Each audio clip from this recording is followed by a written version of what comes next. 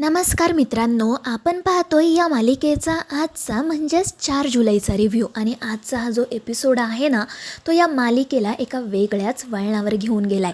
चला तर मग बघूयात आजच्या या एपिसोडमध्ये नेमकं काय काय घडून गेलं आहे ते. तर पहिल्याच सीनमध्ये आपल्याला असं बघायला मिळतं की शुभ्रा राजकुमारवर खूप चिडलेली असते आणि ती त्याच्याशी नीट बोलतही नसते. तर राजकुमार पुन्हा पुन्हा तिची माफी मागत असतो, कान पकडून म्हणत असतो की सॉरी बाळा, मला ना आज खरंच खूप महत्त्वाचं काम होतं, त्यामुळे तुझ्या शाळेत नाही येता आलं, पण मी उद्या नक्की येईल. आणि मला सांग, तुझी मम्मा तर तुझ्यासोबत आली होती ना, मग इतकं चिडायला काय झालं? आणि त्यावेळी शुभ्रा राजकुमारला सांगते की नाही, मम्मासुद्धा माझ्यासोबत शाळेत आली नव्हती. तुला माहिती आहे का डॅडा, सगळ्यांचे आईवडील त्यांच्यासोबत होते आणि माझ्यासोबत मात्र कोणीही नव्हतं. मला किती वाईट वाटलं. आणि शुभ्राचं ते बोलणं ऐकून राजकुमारला आश्चर्य वाटतं, कारण मोनिकाने तर त्याला हे सांगितलेलं असतं की मी आज दिवसभर शुभ्राच्या शाळेतच थांबणार आहे. त्याचवेळी मोनिकासुद्धा त्या ठिकाणी येते आणि ती आल्या आल्या शुभ्राला जवळ घेत तिची माफी मागत म्हणू लागते की बाळा सॉरी, मला माफ कर, मी आज तुझ्या शाळेत नाही येऊ शकले, पण मी उद्या नक्की येईल. आणि त्यावेळी राजकुमार विचारतो की मोनिका, तू तर मला असं सांगितलं होतं की तू आज शुभ्रासोबत तिच्या शाळेत जाणार आहे, पण तू तिथे गेलीच नाही, मग कुठे होतीस तू दिवसभर? आणि तेव्हाही मोनिका म्हणू लागते की राजकुमार, अरे तुला काय सांगू, मला ना खूप महत्त्वाचं काम आलं होतं आणि म्हणून मला जावं लागलं. आणि मग ती शुभ्राला समजावते की मी उद्या तुला शाळेत सोडायला आणि आणायला नक्की येईल. तर शुभ्रा म्हणत असते की जर तुम्ही दोघेजण उद्या माझ्यासोबत नाही ना आलात तर मी तुमच्याशी बोलणारच नाही. तुम्हाला माहिती आहे का, आज सगळ्या मुलांचे आईवडील त्यांच्यासोबत आले होते, त्या अबीरची आईसुद्धा आली होती. आणि अबीर हे नाव ऐकता क्षणी मोनिकाला आश्चर्य वाटतं आणि त्या राजकुमारलाही आश्चर्य वाटतं. तो शुभ्राला विचारतो की हा अबीर कोण आहे गं? शुभ्रा सांगते, तो ओवीचा बेळगावचा मित्र आहे, आता त्याने सुद्धा आमच्याच शाळेत ॲडमिशन घेतलंय. आणि ते ऐकून राजकुमारला थोडंसं आश्चर्य वाटतं. त्याच्या डोक्यात काहीतरी गणित सुरू होतात, पण मोनिका लगेच विषय बदलते. त्यानंतर मग शुभ्रा तेथून निघून जाते आणि राजकुमार मोनिकाच्या पुढे जाऊन उभा राहतो. तिला विचारतो की काय गं, नक्की कुठे गेली होतीस तू दिवसभर? आणि त्यावेळी मोनिका नाटक करत त्याला सांगू लागते की अरे राजकुमार, मी ना शुभ्राच्या शाळेत जाण्यासाठी निघालेच होते, पण तितक्यात मला माझ्या मावशीचा कॉल आला. तिची तब्येत ना खूपच बिघडली होती, म्हणून मग मला थेट तिच्याकडेच जावं लागलं. त्यानंतर मग मी तिला हॉस्पिटलमध्ये ॲडमिट केलं. तेव्हा मला ना खरं तर तुझी खूप गरज होती, पण माझ्या मोबाईलला नेमकी रेंज नव्हती, म्हणून मला तुला काही कळवताच आलं नाही. आणि नंतर माझ्या लक्षात आलं की कदाचित तू त्या खंड्याला भेटण्यासाठी गेला असशील, म्हणून मग मी तुला पुन्हा काही कळवलंच नाही. आणि ते ऐकून राजकुमार तिच्याकडे फक्त पाहतो आणि मग त्यानंतर तो असं म्हणतो की आज माझी आणि खंड्याची भेट झाली नाही, तो माझ्या हातून निसटला. तर मोनिका नाटक करत विचारते, काय, तो तुझ्या हातून निसटला? पण हे कसं शक्य आहे? राजकुमार सांगतो की मी त्या हॉस्पिटलमध्ये गेलो होतो, पण त्यांनी मला असं सांगितलं की त्या खंड्याचे कोणीतरी नातेवाईक आले होते आणि त्यांनीच त्याचा डिस्चार्ज करून त्याला तेथून ते घेऊनही गेले. आणि ते ऐकून मोनिका म्हणते की बरं झालं, काहीतरी तुझं ना सतत खंड्या सुरू होतं, बरं झालं तो निघून गेला. आणि ते ऐकून राजकुमार वैतागून म्हणतो की नाही हा मोनिका, मी त्याला इतक्या सहजासहजी सोडणार नाही, तो माझ्यासाठी खूप महत्त्वाचा आहे, मी लवकरच त्याला शोधून काढेल. आणि मग तो तेथून निघून जातो. मोनिका मात्र खुश असते, तिला असं वाटत असतं की आता या राजकुमारच्या हाती तो खंड्या काही लागणार नाही. त्यानंतर मग दुसरा दिवस उजाडतो. ओवी शाळेत जाण्यासाठी तयार झालेली असते आणि त्यावेळी ती सारंगला असंही म्हणत असते की बाबा, आज शाळा सुटल्यानंतर आपण ना माझ्या एका मित्राच्या घरी जायचं आहे. आणि ते ऐकून सारंगला आश्चर्य वाटतं. त्याचवेळी दुसरीकडे आपली सावलीसुद्धा अबीरला शाळेसाठी छान तयार करत असते आणि त्यावेळी ती अबीरला अनेक सूचनाही देत असते, कारण अबीर खूपच खोडकर असतो.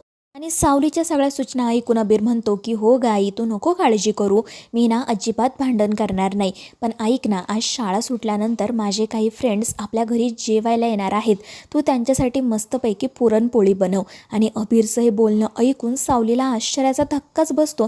ती म्हणते, काय, आज तुझे फ्रेंड्स चक्क आपल्या घरी जेवायला येणार आहेत आणि तू हे मला आत्ता सांगतोय? आणि मग अबीर नाटक करत म्हणू लागतो की आई, त्याचं काय झालं ना, काल माझ्या फ्रेंड्सने तू बनवलेला पराठा खाल्ला, त्यांना तो खूपच आवडला आणि मग ते माझ्याकडे हट्टच करू लागले की आम्हाला तुझ्या आईच्या हातची पुरणपोळी खायची. मग मी सुद्धा त्यांना म्हणालो की या तुम्ही घरी, माझी आई मस्त पुरणपोळी बनवते, त्यामुळे आता तू प्लीज पुरणपोळी बनव. आणि ते ऐकून सावली डोक्यालाच हात लावते.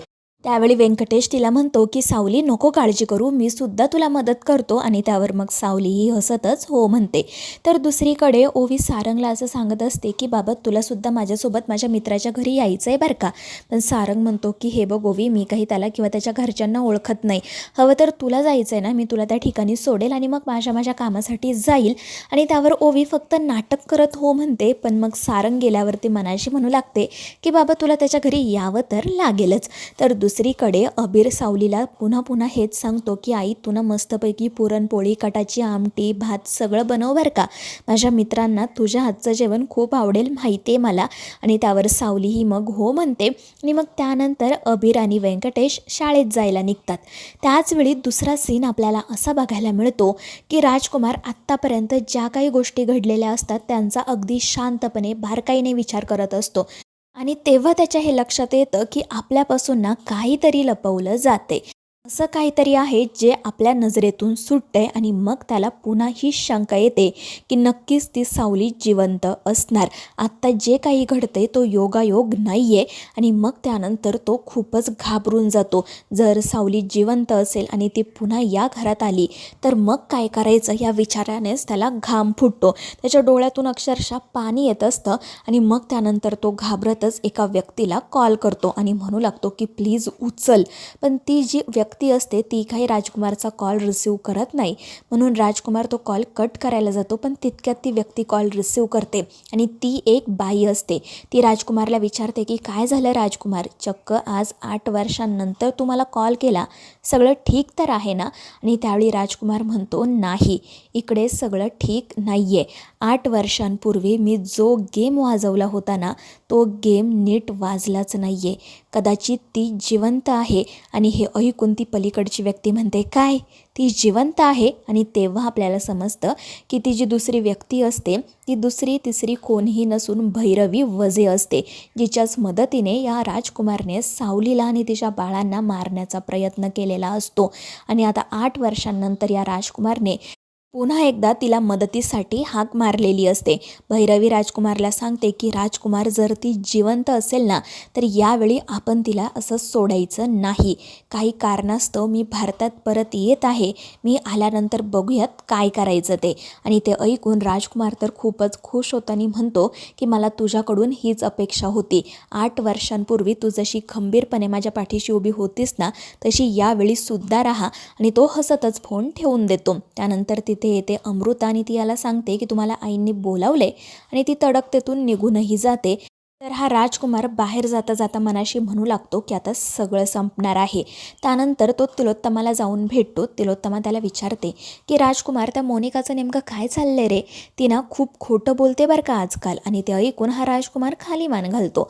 तिलोत्तमा म्हणू लागते की काल ती दिवसभर कुठे होती मला काहीच माहीत नाही आहे, नेमकं काय चाललंय तिच्या डोक्यात काय माहिती.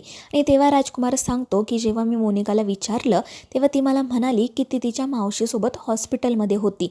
तर तिलोत्तमा विचारते कोणती मावशी, तुला माहिती आहे का कोण आहे ती बाई, आणि आपल्याला कसं माहीत नाही या मावशीबद्दल. तर राजकुमार म्हणतो की आई मला खरंच काही माहिती नाही आहे. आणि मग त्यानंतर तिलोत्तमा राजकुमारला सांगते की तू तिच्याशी शांतपणे बोल आणि आता जरा ना आपल्या कंपनीकडे आणि त्या कोर्टाच्या केसकडे सुद्धा लक्ष दे. पण राजकुमार म्हणतो नाही आई, माझ्याकडे ना एक खूप महत्त्वाचं काम आहे आणि आता ते काम पूर्ण झाल्याशिवाय मी बाकी कोणत्याच गोष्टींकडे लक्ष देऊ शकत नाही. आणि तो सरळ घरातून बाहेर पडतो. आणि त्याच्या या अशा विचित्र वागण्यामुळे तिलोत्तमाच्या मनात मात्र असंख्य प्रश्न निर्माण होतात. त्या बाईला हे समजतच नसतं की आपल्या घरात नेमकं चाललंय तरी काय. प्रत्येकजण एकमेकांपासून काही ना काही लपवते, प्रत्येकाचं काही ना काही वेगळं सुरू आहे याची मात्र तिला कल्पना असते. त्यानंतर मग दुपारी आपल्याला असं बघायला मिळतं की शाळा सुटल्यावर ओवी सारंगला घेऊन अबीरच्या घराबाहेर येते. आणि त्यावेळी सारंग म्हणतो की ओवी तुझं काय चाललंय ना मला व्यवस्थित कळतंय. तितक्यात अबीर धावत तिथे येतो आणि सारंगला म्हणू लागतो की चला सुपर हिरो, आईने मस्तपैकी पुरणपोळी बनवली आहे, आपण आता छान जेवण करूयात. पण सारंग म्हणतो की हे बघा ओवी आणि अबीर, मी काही आतमध्ये येणार नाही आहे, तुम्ही दोघे जा मस्तपैकी जेवण करा, माझं खूप महत्त्वाचं काम आहे. पण ही मुलं काही ऐकायला तयारच नसतात. सारंग त्यांना समजावण्याचा खूप प्रयत्न करतो पण हे काही दोघेजण ऐकत नाही. आणि शेवटी तर सारंगच्या असं लक्षात येतं की अबीरने त्याच्या कारची किल्लीच पळवली आणि त्यामुळे नाईलाजाने त्याला ओवीसोबत आतमध्ये जावंच लागतं. इकडे सावलीने सुद्धा मस्त सगळा स्वयंपाक बनवलेला असतो आणि मग ती घर आवरत असते. व्यंकटेशही तिच्या मदतीसाठी तिथेच असतो. सावलीला समजत नसतं की हा अबीरचे नेमके कोणते मित्र येणार आहेत घरी आणि तितक्यात अबीर ओवीला आणि सारंगला घेऊन तिथे हजर होतो आणि सारंगला पाहून सावलीला आश्चर्य वाटते. तर तो जो व्यंकटेश असतो तो थोडासा नाराज होतो आणि सरळ आतमध्ये निघून जातो. त्यानंतर अबीर ओवीला घर दाखवायला घेऊन जातो. तर सारंग घाबरूनच सावलीला म्हणत असतो की मला माहीत नव्हतं ओवी मला इथे घेऊन येणार आहे आणि इथे आल्यावर अबीरने खूपच हट्ट केला म्हणून मला यावं लागलं. हवं तर मी परत जातो. पण सावली म्हणते नाही, त्याची काही गरज नाही आहे. आलाच आहात ना तर मग जेवण करून जा. आणि ते ऐकून सारंग तर खूपच खुश होतो, कारण त्यालासुद्धा सावलीची आजची पुरणपोळी खायचीच असते. तर मित्रांनो, आता या मालिकेच्या पुढील भागांमध्ये नेमकं काय काय घडणार आहे हे पाहणं आता खरंच खूपच रंजक ठरणार आहे, कारण पुन्हा एकदा जुन्या पात्रांची नव्याने एंट्री होणार आहे. तर या मालिकेच्या पुढील सगळ्या अपडेट्ससाठी आपल्या चॅनेलला नक्की सबस्क्राईब करा.